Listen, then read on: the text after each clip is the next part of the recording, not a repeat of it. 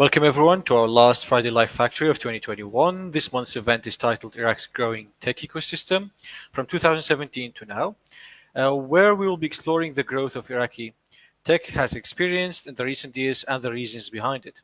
We're hosting our first woman FLF guest, Maryam Allami. Maryam is an advisor for Startup Support and Entrepreneurship at ICT for Modern Youth in Iraq project from GIZ. ICT is a project that aims to build a tech ecosystem in Iraq and support the development of a sustainable infrastructure and an environment for technology applications and entrepreneurship. Mariam has been working on developing and supporting Iraq's entrepreneurship ecosystem at both micro and macro levels since 2018. She's currently pursuing an MBA at Herodwat University with a focus on strategy. Let's welcome Mariam to the live. Welcome, Mariam. We're glad to have you for our last FLF for this, of 2021. Thank you so much for having me. I'm super excited to be joining you today, and I would like to extend my thanks to the whole team of FLF and Iraq Innovators for having me today. Great. We're proud to have you.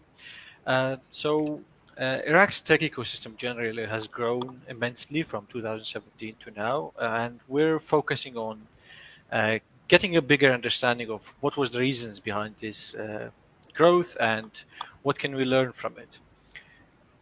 So our first question would be, could you tell us a little bit about yourself and how you get involved in the Iraqi tech and startup sector? Of course, I think your introduction was very comprehensive, but I would kind of retouch on that. And yeah, my name is Maryam Allami, and I'm an advisor for information for startup entrepreneurship at the Information Communication Technology ICT for Youth Perspective project at GIZ.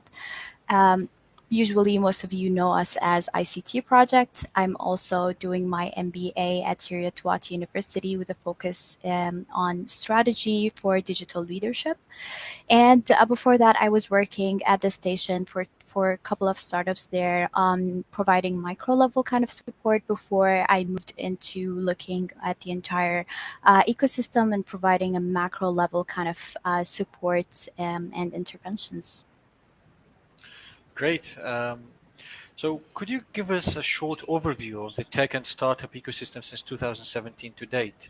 And we want to understand what were the main developments and how it came to be to this level. Of course. So, yeah, the ecosystem has grown rapidly since 2017. I believe that the word back then, entrepreneurship, was not even considered or has hardly been used. And there have been a couple of initiatives and great programs. I would say the efforts of the UNDP project, Innovation for Development, was super great in putting the entrepreneurship word out there. But also there have been the support of the different exchange programs offered by the U.S. Embassy, for example, and providing access and to that information and support in that field. However, it was still limited to a certain group of people, and not because that was made intentionally, but because it is limited resources and limited programs as well. But that has created a momentum and created a buzz in the ecosystem, and people who graduated from such programs started to make their own kind of programs afterwards. So we've seen startup weekends emerging in the country. We've seen a lot of activities and programs that have been creating the momentum that led to the further developments later on. So in 2018, the station has emerged, which is the first foundation for entrepreneurship and kind of the first co-working space in Baghdad to be open and offering different facilities.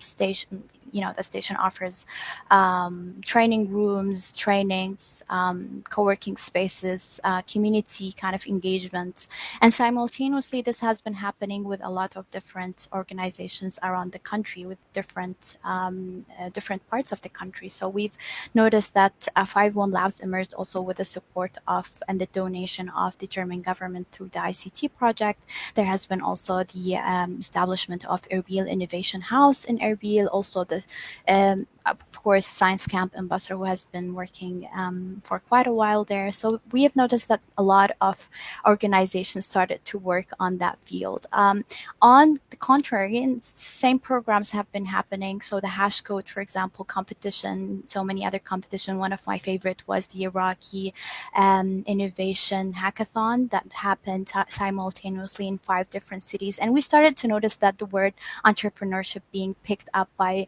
most of the youth. It started to be the trendy thing to do. Everybody was talking about entrepreneurship and doing a lot of activities in that realm and trying to be entrepreneurs themselves, which is great. And that's how we wanted it to be in a way. And that was also a collective effort of different donor organization, also the people who have been graduates of the previous programs, as I mentioned, from Innovation for Development and the exchange programs and different programs as well. And we started to notice that the interventions that are required in the ecosystem now are a bit more advanced than what we used to have them before. So the enablers, the ecosystem enablers, started to also adapt their approach to convey that. So we have seen that a lot of specialized programs started to take place. So there has been incubation programs happening, and 51 Labs, for example, have been doing great amount of work in that field. They have different incubation programs, and also the incubation programs offered by the Orange Corners. It's supported by the Dutch Embassy.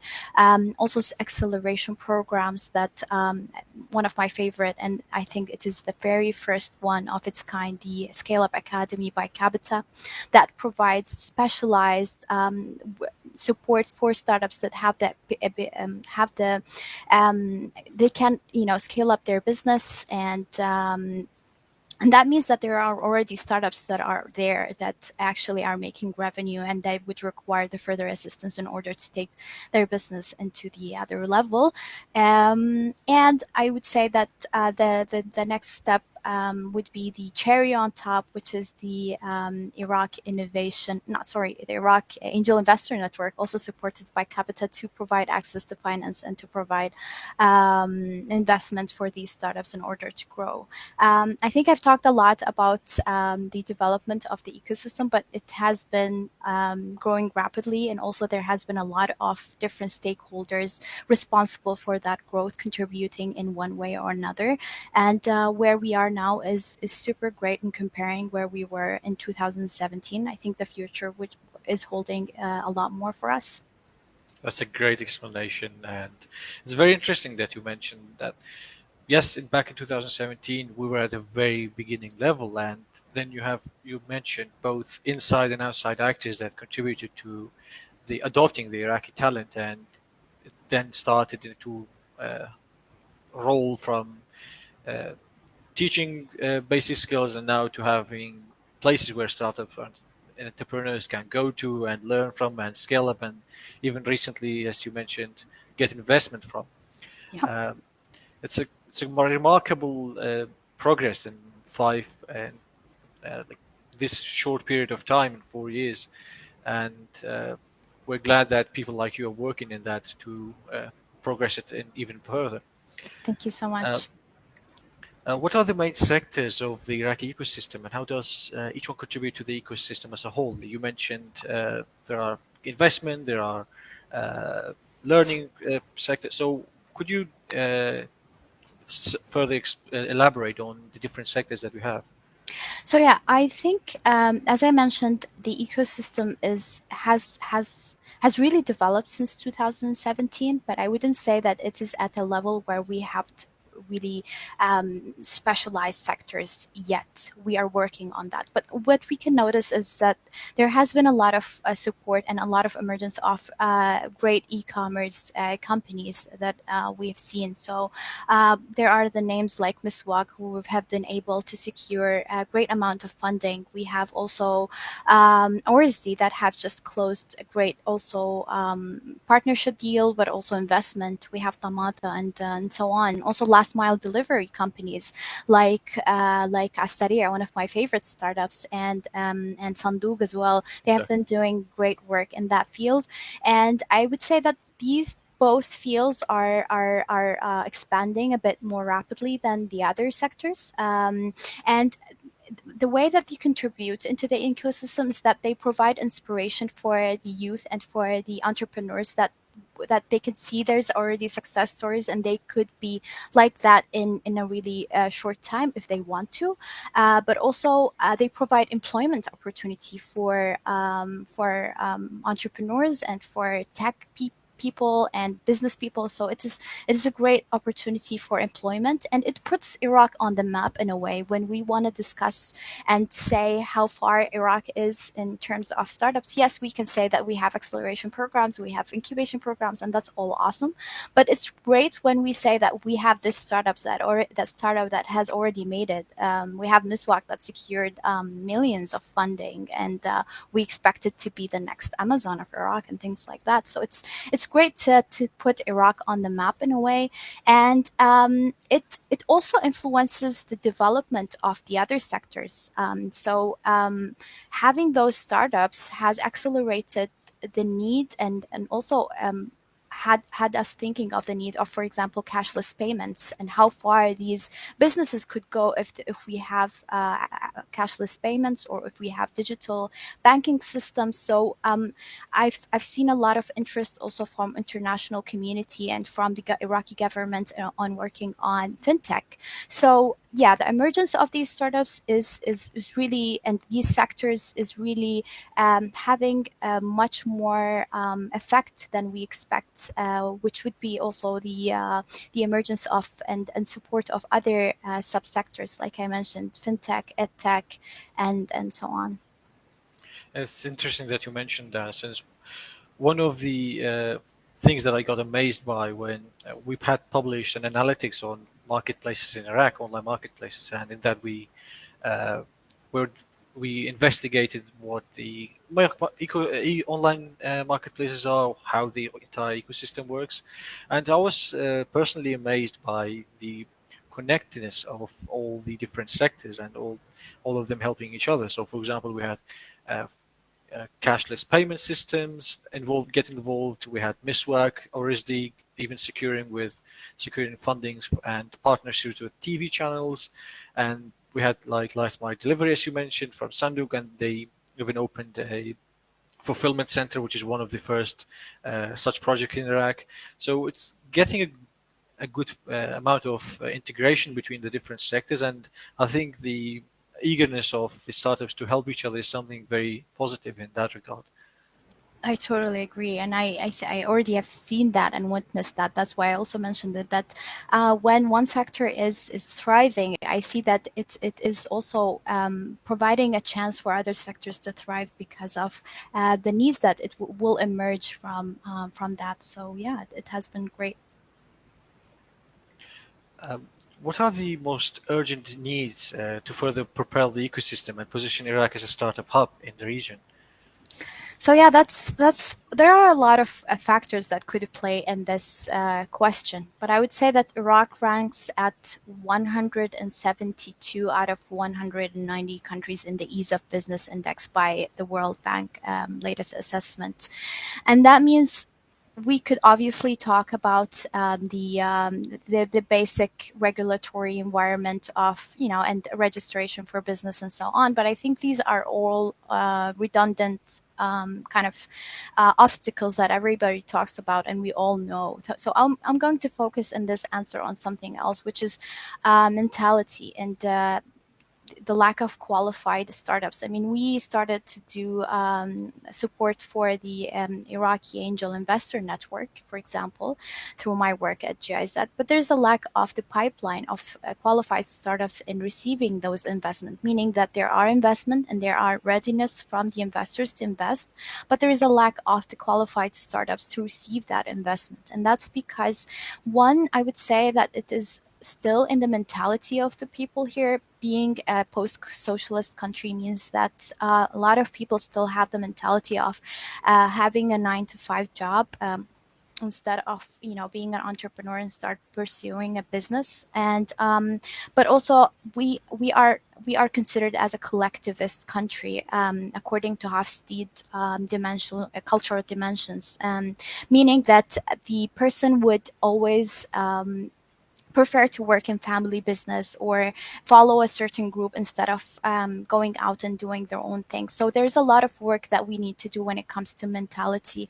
And I think another way in order to encounter that is by exposure and taking people to see relevant and relatable ecosystems. Like, for example, Egypt, it is successful, it is relatable, it is something that we could look at, but also people could pick up one thing or two from successful ecosystems like that.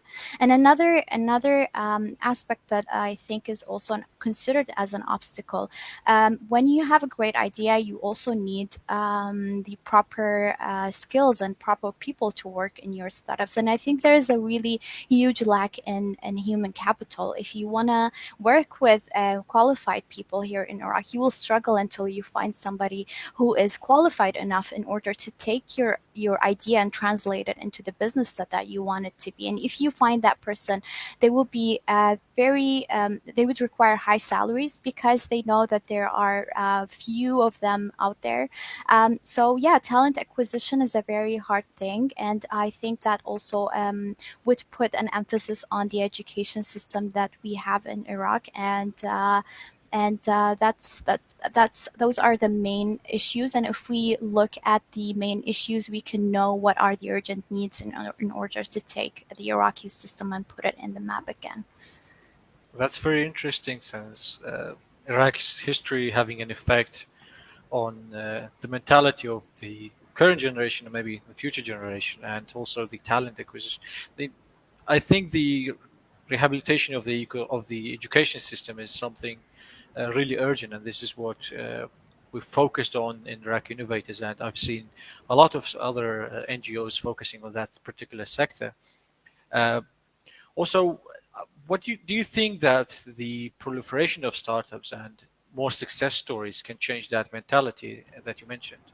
Of course, showing more successful startups that have built themselves through in the same ecosystem that we all are in here, and have encountered the same obstacles but still managed to go through all of them, would provide um, you know, would for everybody else to also do the same and start their own business. But again, as I said, the mentality problem is a really hard one because you really have to work on the root of it. And there you should work with organizational behavior. Companies in order to understand the root and try to come up with campaigns, I don't know, it could be online campaigns, it could be also exposure trips into other societies and other ecosystems to see where they are right now and how they develop. As I mentioned, the relatable ecosystem could work better because they can see similar people from similar culture with a lot of common backgrounds, and that could create a little bit of difference. Interesting.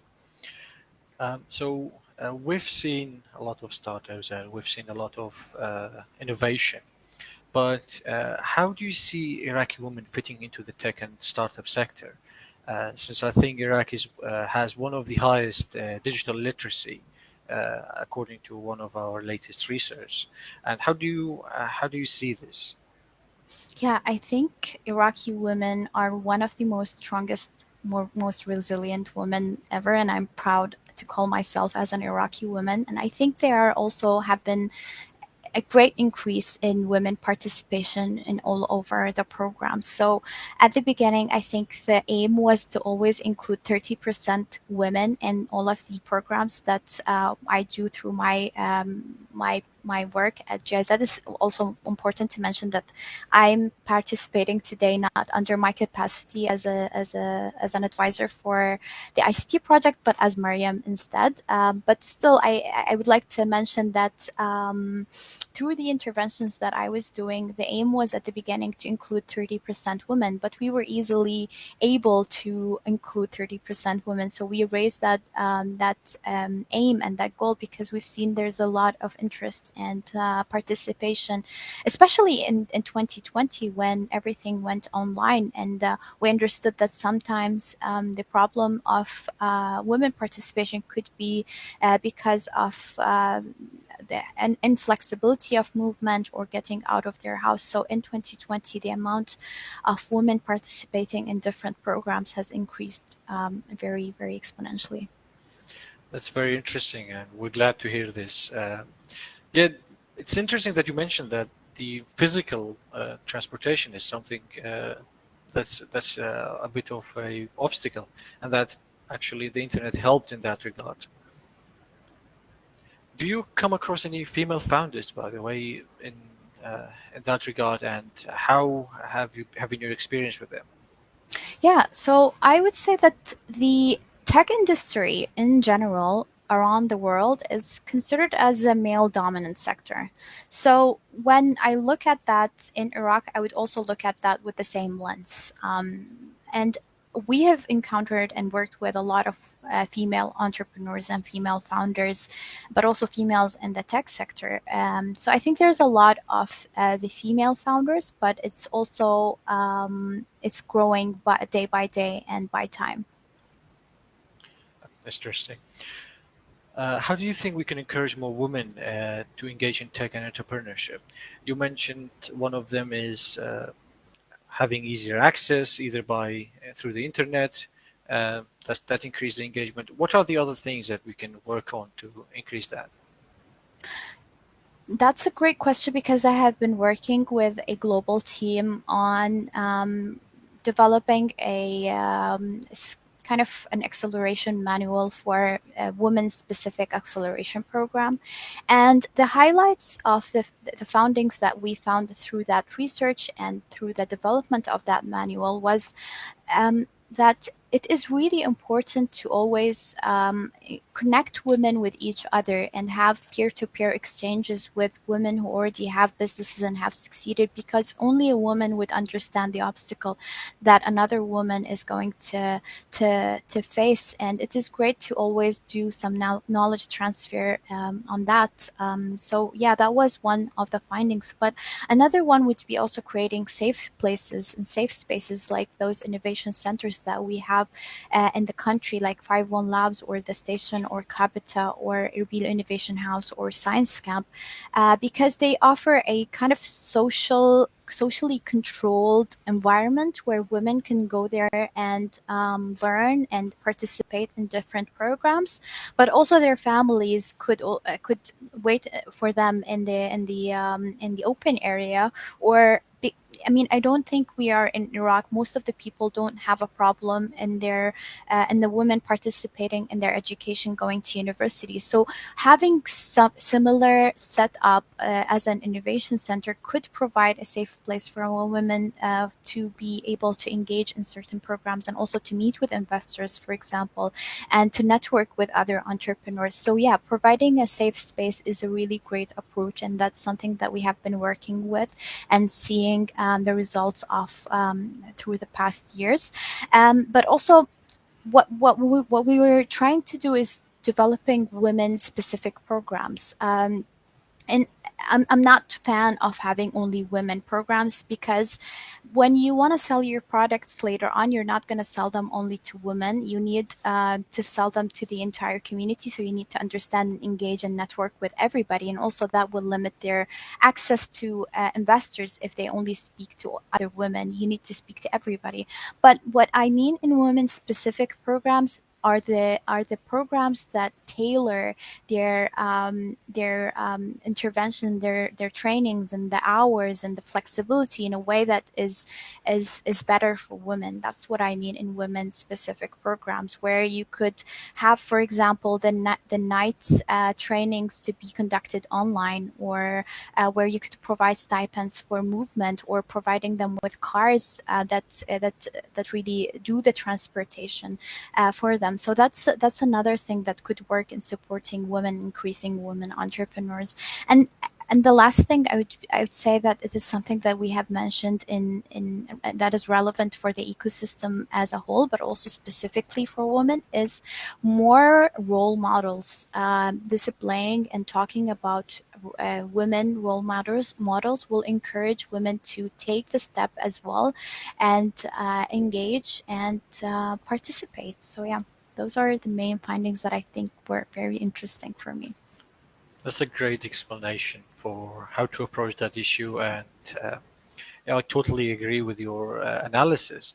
Um, Indeed, having more role models is something that will encourage any group of people, especially uh, women in Iraq, seeing that there is success in that sector. There is support, and we've been doing our in contribution to that, we've been doing our Women Entrepreneur of the Month, where we select one exceptional woman of the month, and founders, especially founders and tech entrepreneurs, and highlighting their work to encourage that in Iraq.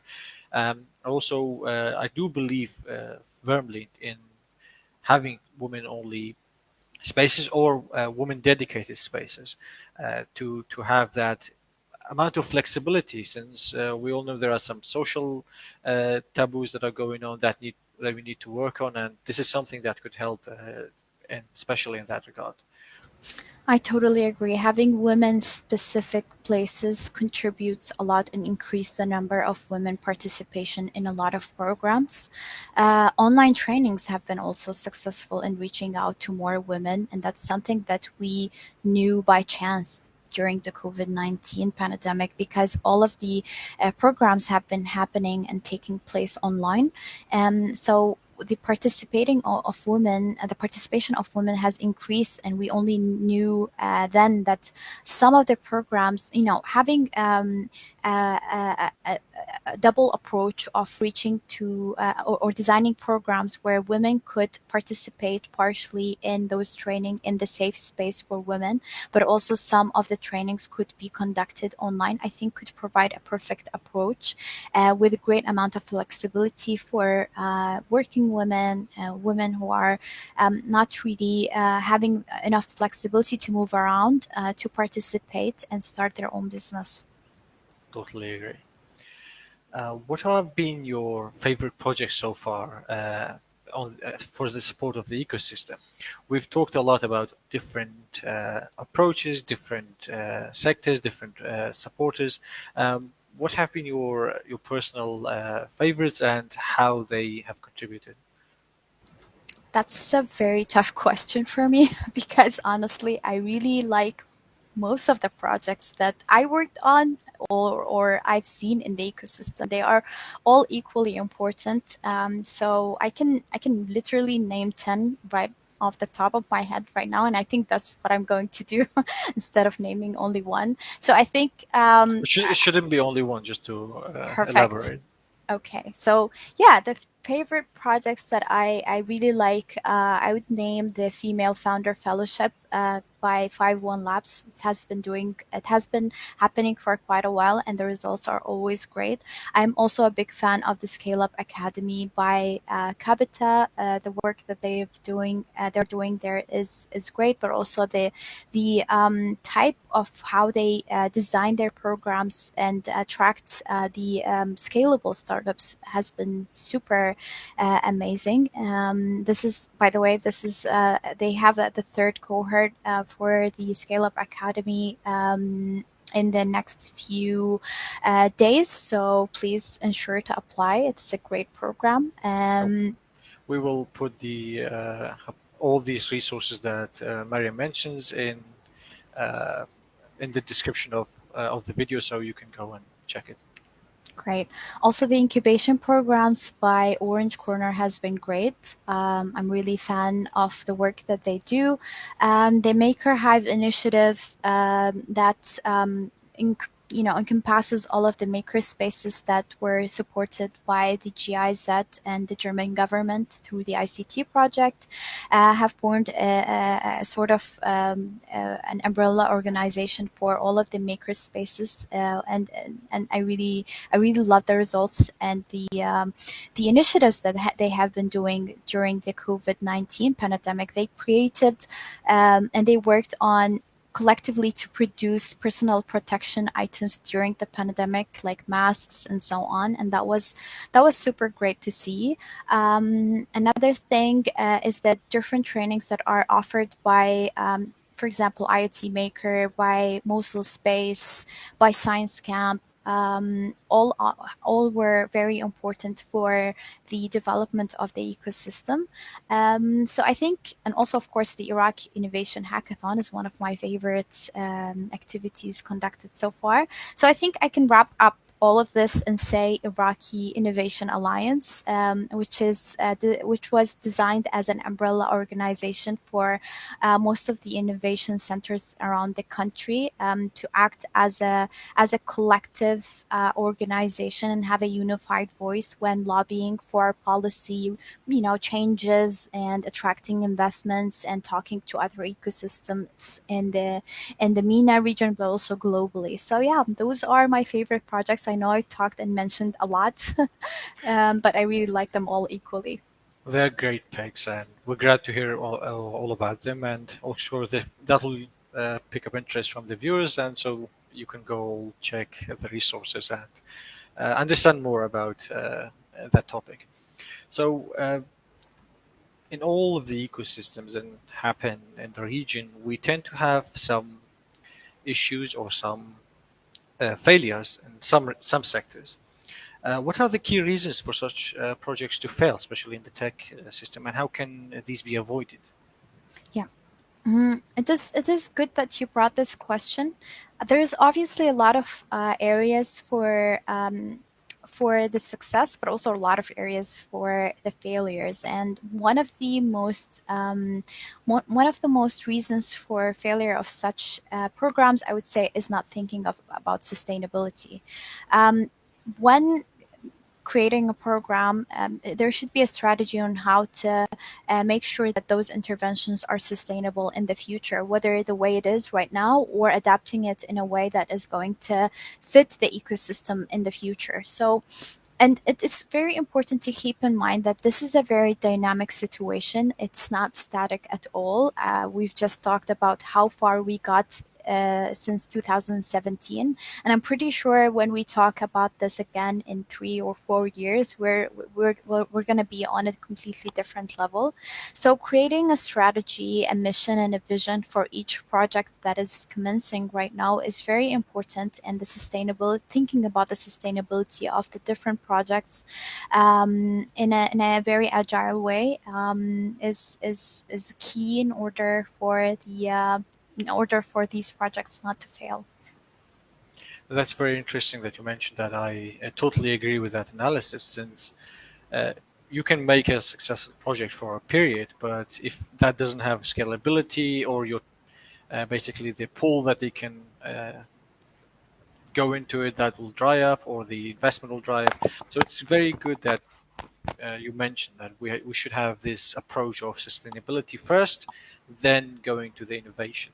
That's something that we should work on, definitely. I agree. What will be your biggest advice for people looking to start their career in tech?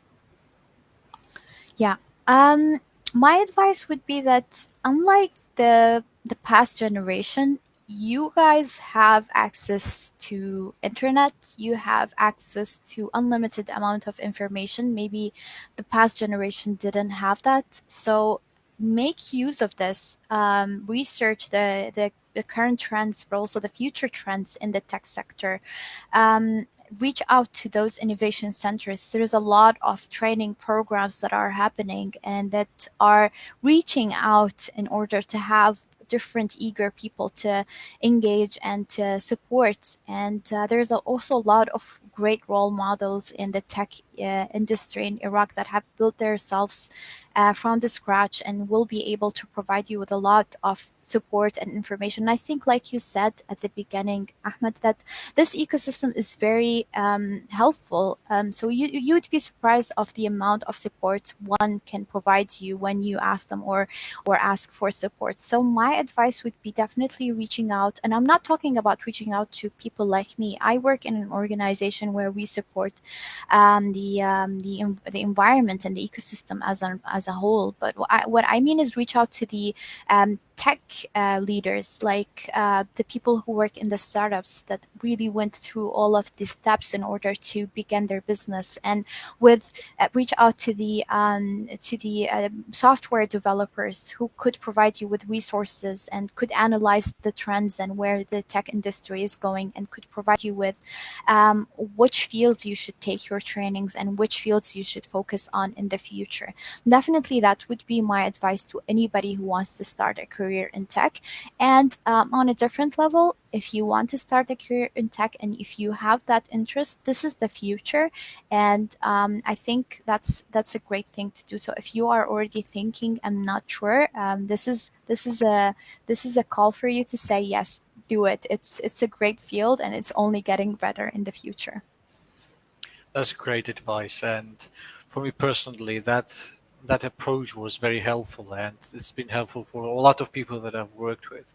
Uh, your internet is your best friend, as they say, and you have all these great resources, all this vast resources of the internet. A lot of people specialize in a lot of things, and there's the thing is, people will be surprised by how much people are helpful on the internet themselves. You can reach out to a lot of people, and they will respond and be happy to uh, keep assistant. And for the things that you cannot find on the internet, there's of course all this ecosystem that has been created in Iraq to support you. I remember back in 2015, there wasn't that much help or that much uh, of support. But now you can go to Erbil Innovation House, you can go to organizations like Recoded, especially in Erbil, where you can go and just learn from. And they are reaching out actively to support Iraqis. And this is something that a lot of people would tend to forget, like where to start. And I'm glad that you put that perfectly uh, for people to follow. Awesome. Great. Happy to know that's your experience as well. Um, yeah, this has been quite a ride, and I'm glad that we hosted and that you have joined us. And unfortunately, this is all the time that we've got for this FLF. You guys can join us for the next month in January. We will have another great Iraqi entrepreneur to tell us about their experience. And I want to thank Maryam again for her great participation. So you guys can comment below or send us your questions, and we're going to forward it to Maryam to answer the questions if you have anything that you're interested in and you want the answer for. Maryam, Well, thank you so much again for joining us. We hope you a great day.